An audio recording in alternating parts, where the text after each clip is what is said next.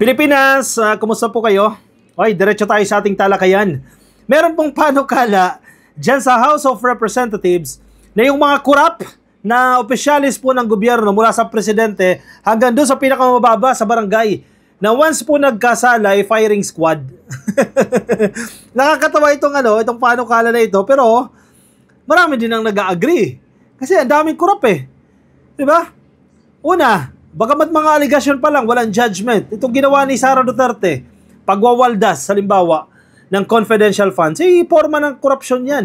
Yung ginawa ni Roque, yung pagtulong sa mga POGO operators, form ng korupsyon yan. So, dapat parusahan daw ng firing squad. O yan yung panukala. Agree ba kayo dyan? O, sige. Pag-usapan natin itong panukala na ito, ka-coffee.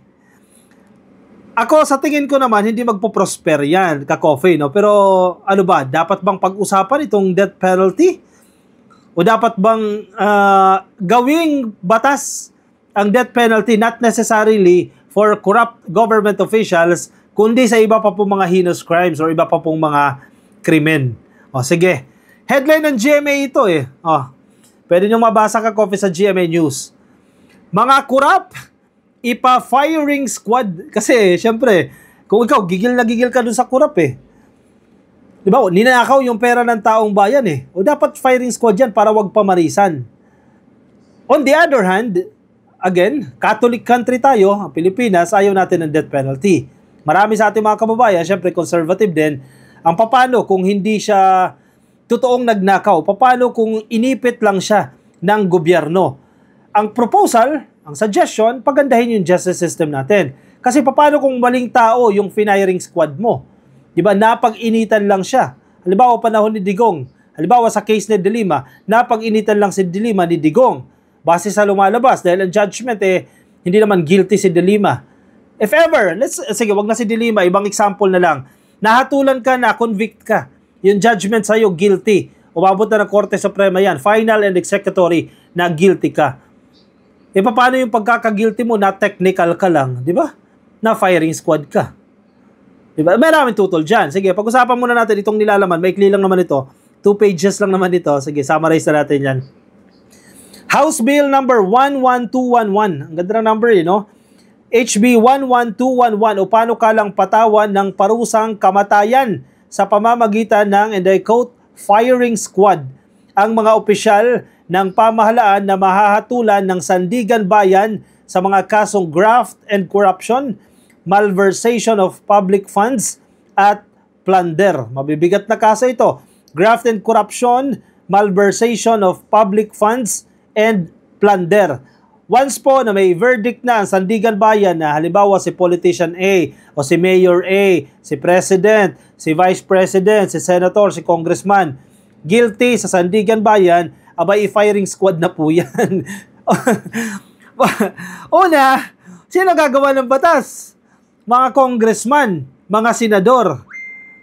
Ilan ang mga corrupt dyan? Marami-rami din dyan. Siyempre, ayaw nilang bumoto dyan. In short, hindi magpo-prosper. Sa madaling sabi, hindi magpo-prosper itong batas na to dahil marami pa rin po sa ating mga mambabatas, ating mga senador, congressman, corrupt. Papayag ba naman sila na gawing batas yan, na eventually pwede rin silang mag-suffer sa batas na yan? Definitely, it will never happen. Nakakatawa man ito, pero may punto rin naman itong bill na yan, ka-coffee, no? Pero malinaw na mababasura ito. Kasi heinous crimes ka not concerning the politicians not necessarily concerning the politicians hindi naman nagpo-proceed yung death penalty for heinous crimes. Ano pa ito? Na potentially, actually sila, mga politiko, yung posibleng tamaan nitong batas na ito. Gagawin ba nila sa sarili nila yan? Definitely hindi. Sige, basahin natin. Bagamat nakakatawa ito, ka-coffee, pero in a way, may point ha. Ito po ay final ni Representative Kaimer Adan Olaso. Alam ko, Sambuanga ito, ka-coffee. An act imposing death by firing squad for public officials from the President to the lowest barangay official convicted by the Sandigan Bayan of graft and corruption, malversation of public funds, and plunder, and for other purposes. Sige. Ang batas na ito ay tatawaging, if ever bill pa lang ito, ka-coffee, if ever maging batas, this act shall be known as the Death Penalty for Corruption Act. Ganda rin naman. Sige, basahin natin. This act applies to all public officials whether elected or appointed, including officials in the executive, legislative, and judicial branches, as well as those serving in constitutional commissions, government-owned and controlled corporations, and other instrumentalities. It also applies to members of the Armed Forces of the Philippines and the Philippine National Police. So sa madaling sabi, lahat na nagtatrabaho sa gobyerno, ka-coffee, lahat ng opisyal sa gobyerno, na pa-GOCC man yan, o executive, judiciary, legislative, AFP, PNP, lahat covered po sila nitong batas na ito. Lahat po ng public officials. Walang exemption dito ang vice presidente. Kung mangyari kay Sara yan, baka ma-firing squad ang labas dyan. The provision of this act shall apply to any of the aforementioned officials convicted by the Sandigan Bayan of the following crimes. Ano-ano ito mga to? Graft and corruption as defined under RA number 3019. Ito yung mga limitations, ka-coffee ha. Ito yung mga sakop nitong panukala na yan. Malversation of public funds as defined under the revised penal code and plunder as identified under Republic Act number 7080. Itong mga kaso na yan, ka-coffee, may mga penalties na naman yan. Di ba? May mga pagkakakulong na yan. May mga kaakibat na penalties na yan. Let's say plunder. May mga kasamang ano na yan. Mga kaparusahan. It's just that hindi bitay. Di ba? Hindi death penalty yung parusa, kundi reclusion perpetua. Yung mga yan, habang buhay na pagkakakulong or may terms kung gaano katagal silang makukulong dyan. Buhay pa rin sila, di ba? Pwede pa nga sila makalabas dyan eh. Di ba? Mapardon sila, mapaaga yung kanilang paglabas dyan. Imposition of death penalty by firing squad. Ito na. Ano yung gusto nyo mangyari dito? All public officials, whether elected or appointed, including members of the military and police forces who are convicted by the Sandigan Bayan of the crimes specified in Section 3 of this Act shall be sentenced to death by firing squad. Malakas makahusay sa lang datingan ito eh. The penalty shall be carried out in accordance with the procedures and guidelines to be established by the Supreme Court, ensuring compliance with constitutional and legal standards. So actually, suntok sa buwan naman itong panukala na ito, ka-coffee. Sabi nga natin, nakakatawa at imposible pa naman as of the moment, ka-coffee, mag-develop yan. Pero may punto din naman siya. Kumbaga, nagsawa na siya eh. O, sobra-sobra na yung pagnanakaw eh. Sa totoo lang, damay-damay din kasi yung buong bansa once na ninakaw yung pondo. For example, yung infrastructure projects, ninakaw pa ni congressman. O, nag-cut kung pa siya. Supposedly, 100% mapunta sa pag-construct ng tulay na yan, hindi tumibay yung tulay. Paano? 50% lang ng pondo ang napunta doon sa project. Yung 30% or 50% napunta pa kay congressman. At ang masaklap, ang developer, congressman din ang may-ari. O, sa pool. Sinong kawawa? Hindi ang taong bayan. Yan dapat ang mga chinuchugi. Yun nga lang, wala tayong batas na chumuchugi. Baka ito na, kung makakalusot. But I don't think makakalusot.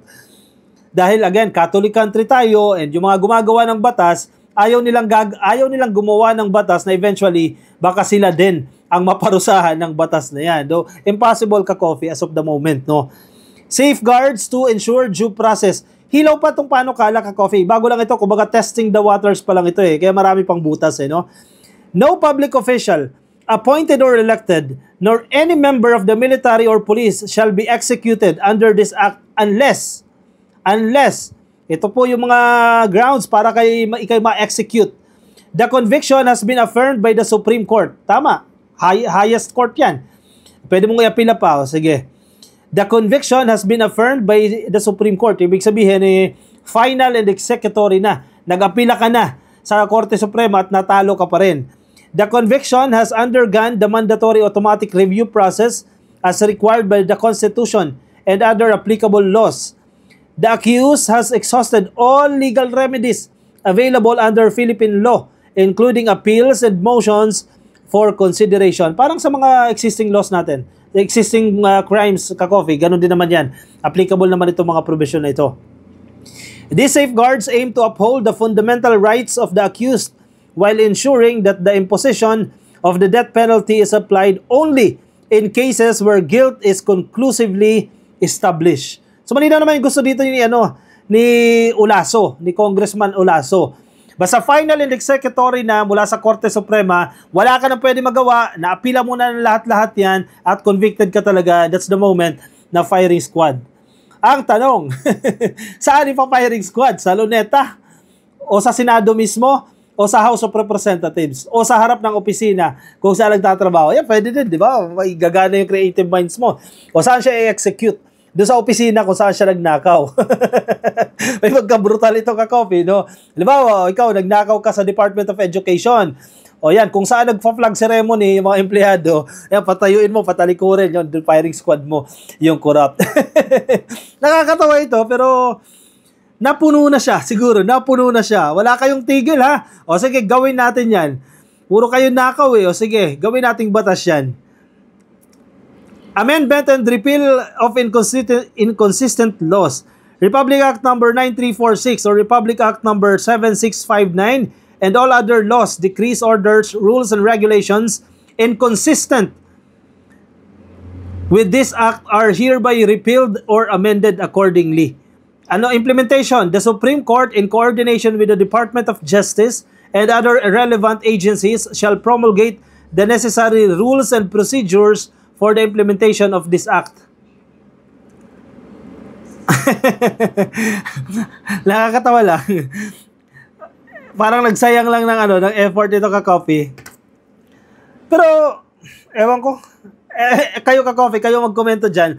Sobrang complicated kasi yan. Una, death penalty yan. As a Catholic nation, malabo-labong lumusot ang death penalty dito sa Pilipinas, no? Ang akin naman dyan, pagandahin yung justice system, pabilisin, di ba? Ang paghuhukom. In fairness naman, makikita mo naman yan sa Korte Suprema at sa judiciary natin, ka-coffee, yan, kahit paano, nagko-computerize na sila, automated yung ilang process. Ng isang araw nga, may nabalitaan tayo na nagkakaroon sila parang seminar workshop yan, paano yung automation, etc. para mapabilis yung paglilitis, no? At maging maayos yung paglilitis, hindi yung influenced by somebody, influenced by officials, government officials.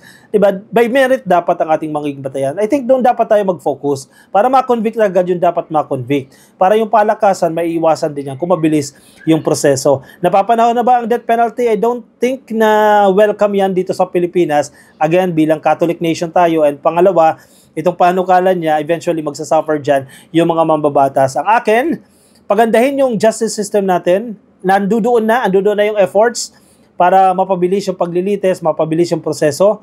And, siyempre, common sense eh. Huwag tayong magboto, huwag natin iboto yung sa tingin natin, or may mga records na nanakawin yung pera ng taong bayan, kukurapin. Alam niyo yan, ka-coffee, sa mga lugar ninyo, simulan ninyo sa mga congressman ninyo, sa mga kapitan ninyo, simulan ninyo, tingnan ninyo, para hindi na sila mabigyan ng posisyon o pagkakataon na magnakaw ulit. O siya, sige, i-komento po anong take nyo dyan, ka-coffee. I-comment nyo po dyan sa ating comment section. Mga nasa Facebook, please like and follow. YouTube, click lang po na subscribe. At hit na rin po yung notification icon. And I'll see you in my next video. Paalam, ka-coffee. Bye-bye.